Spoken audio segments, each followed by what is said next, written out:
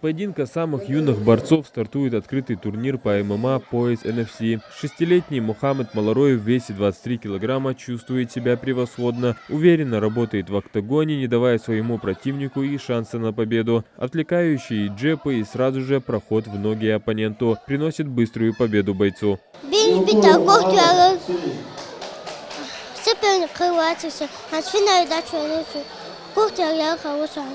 Как и обещал, Мухаммед Малароев также уверенно одерживает победу в финале, где доказывает свое превосходство участникам его весовой и возрастной категории. Следующая минута славы достается Сайфуллаху Хамхоеву. В полуфинале он одерживает яркую победу, удушив соперника. Теперь продумывает тактику, как будет сражаться с оппонентом в финале.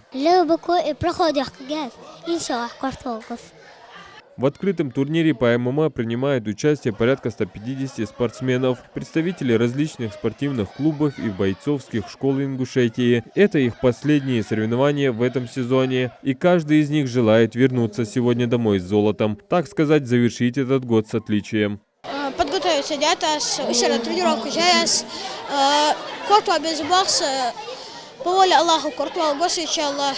Турнир по ММА организован в память о погибших от рук вооруженных преступников братьях Ибрагиме и Ахмеде Эль-Джаркиевых. Сыновья Ибрагима тоже принимают участие в соревнованиях. Старший Рамзан их сегодня подготавливает. Он рад, что имя его отца не забыто и до сих пор его поступки ставят в пример подрастающему поколению. Я очень горжусь своим отцом и его поступками. Мне очень нравится то, что о героизме моего отца узнают все больше и больше людей. Меня это очень трогает.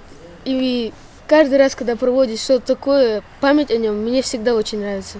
Организатор турнира, бойцовский клуб «Килар», таким образом отдает дань памяти погибшим. Тренер бойцовского клуба Джабраил Костоев считает, что такие соревнования необходимы. Это опыт, здоровая конкуренция и возможность для спортсменов узнать и лучше оценить свои способности.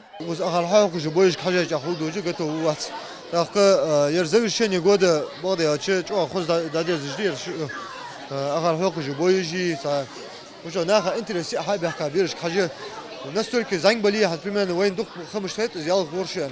Технично боец жбой дух энгиш. Хоз боишь якай. Победителей и призеров наградят кубками, медалями и грамотами, а особо отличившихся спортсменов ждут еще и денежные вознаграждения. Адам Гулоев, Магомед Дарсигов, Новости 24.